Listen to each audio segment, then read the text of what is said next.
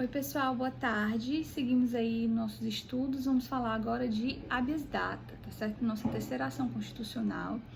A regulamentação do habeas data, ela tá lá na lei 9507 de 97. É uma lei importante para você ler, para você anotar, pra levar no dia da prova, tá certo, gente? Na AV2 é a lei 9507, a lei específica dessa ação constitucional.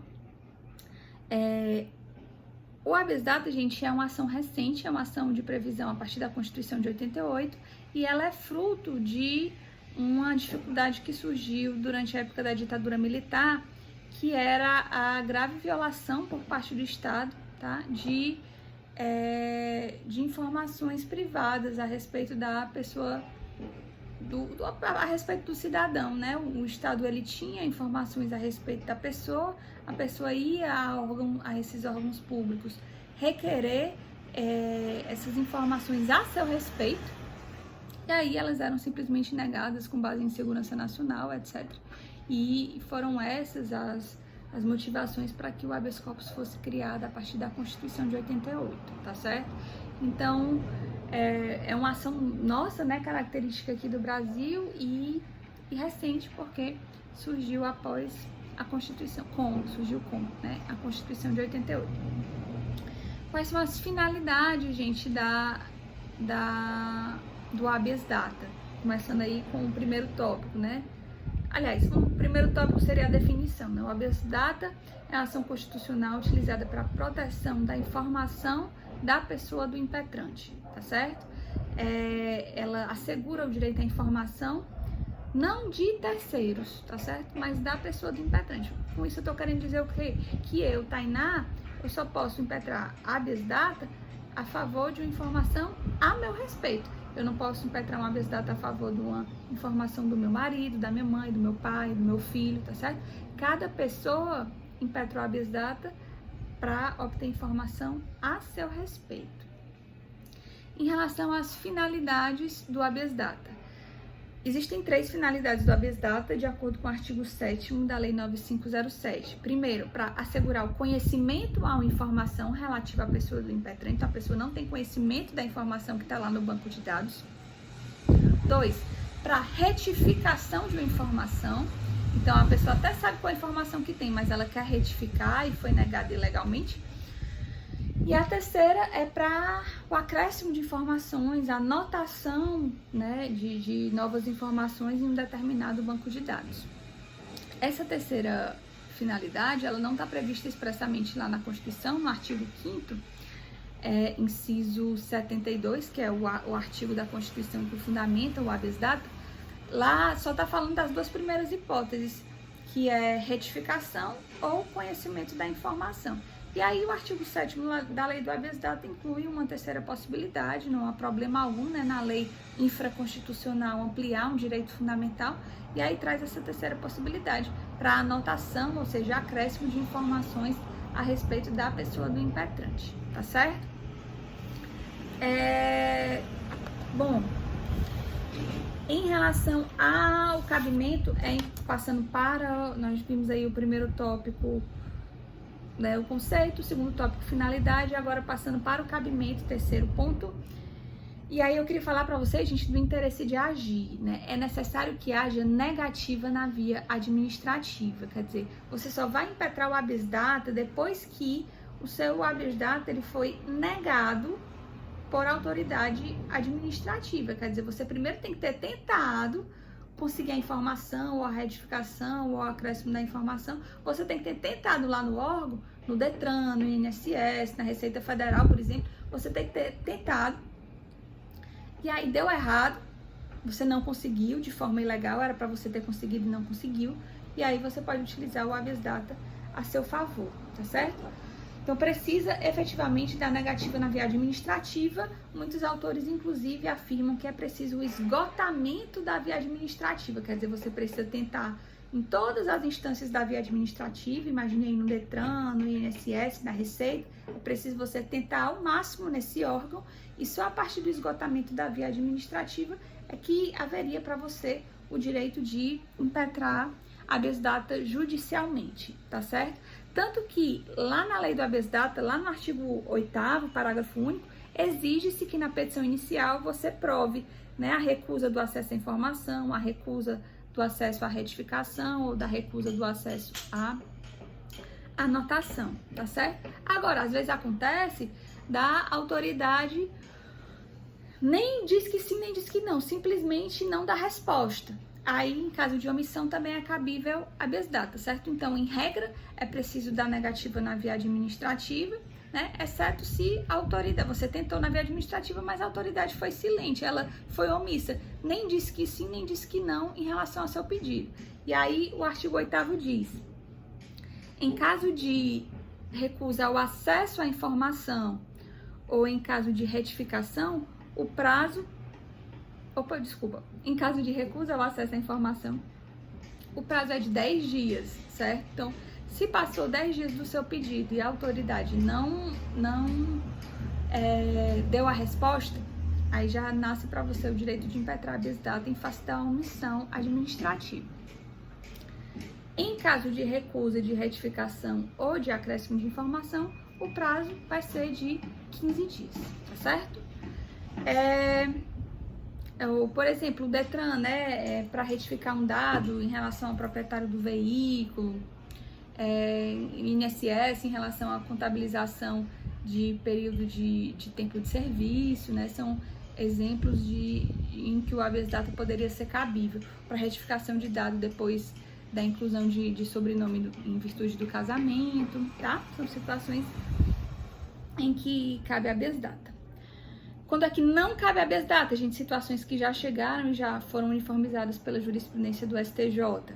Não cabe habeas data para pedir vista de processo, certo? Então, o advogado vai lá na vara, pede a vista do processo para ver, né? E aí, essa vista é negada. Cabe habeas data? Não. Um instrumento é o mandado de segurança, tá certo? Por que não cabe habeas data? Porque essa pessoa tá querendo a vista do processo. Foi negada a vista do processo e não a informação em si. Não sei se vocês conseguem perceber a sutil diferença. Outra coisa, você vai num órgão público e pede uma certidão, tá certo? E a certidão foi negada. Cabe habeas data? Não, cabe mandado de segurança. Por quê? Porque quando eu peço uma certidão num órgão público, eu não estou pedindo a informação, eu estou pedindo o documento. Não sei se vocês conseguem perceber, é sutil a diferença. Quando eu quero a informação em si, o habeas data é a ação cabível. Mas se o que eu quero é um documento que ateste, ou seja, uma certidão, e aí essa documentação foi negada ilegalmente, o instrumento vai ser o mandado de segurança e não o habeas data, tá certo? Passando para frente, nós temos a legitimidade ativa. Quem é que pode propor habeas data?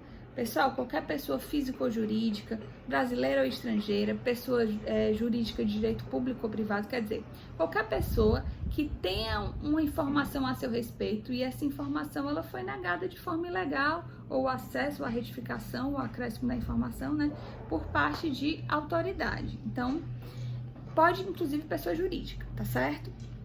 O detalhe, gente, é que o habeas data é uma ação personalíssima. O que é isso? É que o autor só pode pleitear o acesso, a retificação ou o acréscimo da informação a seu respeito e não a respeito de terceiros, tá? Então, imagine, gente, você quer uma informação da Prefeitura de Fortaleza, né? Eles têm a obrigação de disponibilizar os dados sobre receitas, despesas.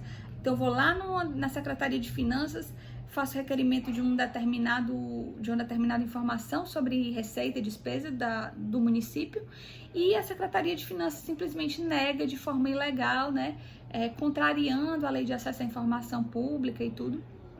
E aí, cabe habeas data? Não, porque qual a informação que você está querendo? É a seu respeito? Não, é a respeito da Prefeitura de Fortaleza. Então, não é habeas data. Estão entendendo? Aí vai ser o quê? Se não é habeas data? Mandado de segurança, tá certo? Porque o mandado de segurança é a ação residual, você usa quando não for cabível habeas corpus ou habeas data. Passando para frente, só que eu disse que o habeas data é a ação personalíssima, né? Mas tem exceção, certo? Quais são as exceções? Qual é a exceção que diga? Os herdeiros em relação a uma informação do morto, tá? Então, os herdeiros, eles podem impetrar habeas data para obter uma informação relativa ao de cujus, né, ao morto.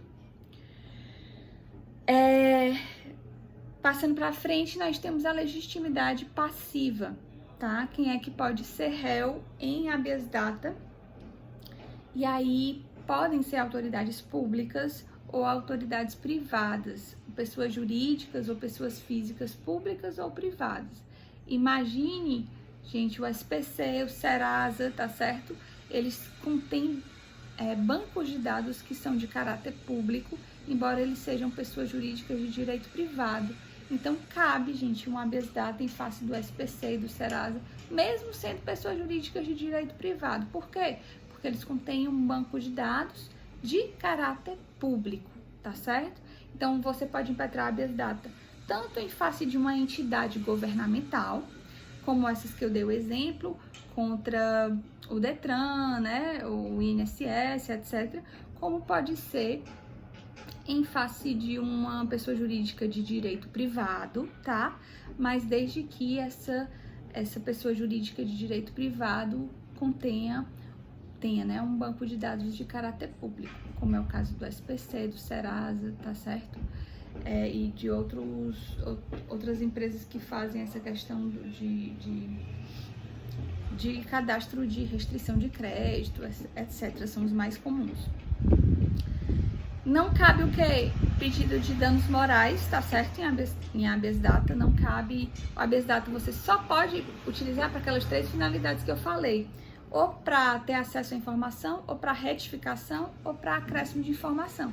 Não cabe habeas data para pleito de danos morais ou danos materiais, enfim, em decorrência dessa negação, ou sei lá, aconteceu aí algo que gerou um constrangimento para a pessoa, você discutir isso em ação própria. Em habeas data você não resolve questão de danos morais, certo?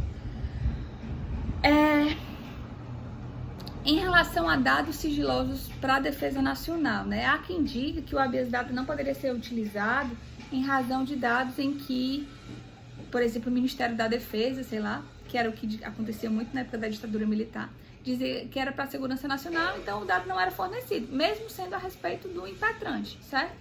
Hoje, gente, o entendimento é de que o habeas data cabe sim, mesmo em relação a dados sigilosos, a dados de segurança nacional.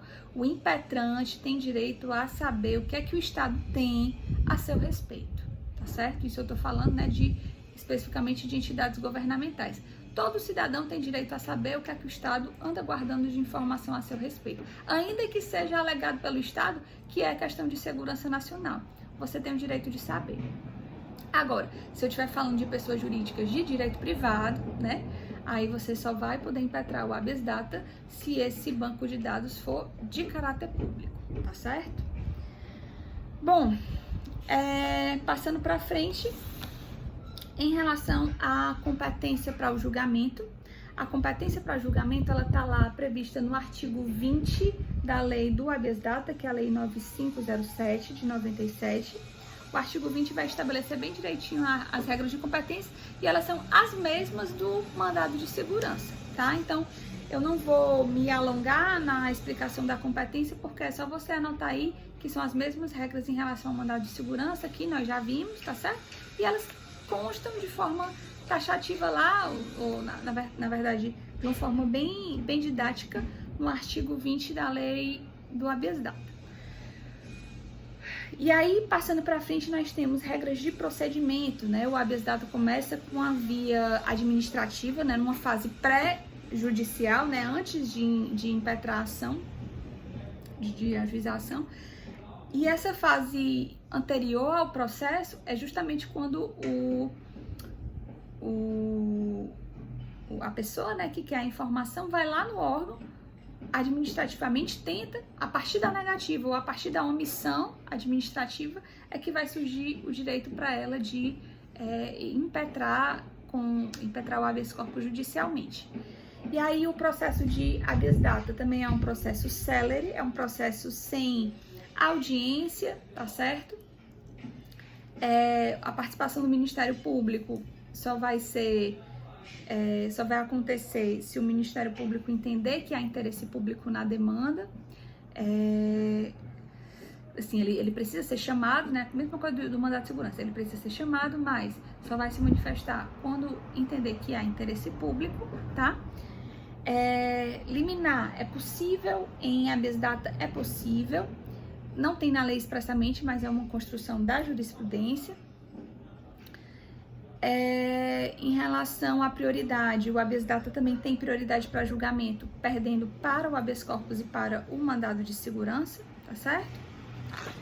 E o habeas data é uma ação gratuita, não cabe condenação em honorários advocatícios, certo?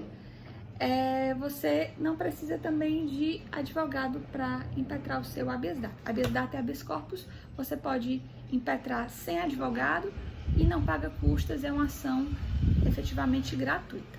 Tá certo, gente? Sobre a habeas data, essas são as principais informações que você precisa saber. Se você tiver alguma dúvida, estou à disposição via torpedo, estou à disposição também no Instagram, tá certo, gente? Vou deixar um caso de habeas data para vocês fazerem a petição e me entregarem na próxima aula presencial, tá certo, gente? Boa tarde e boa quarentena aí para vocês em casa.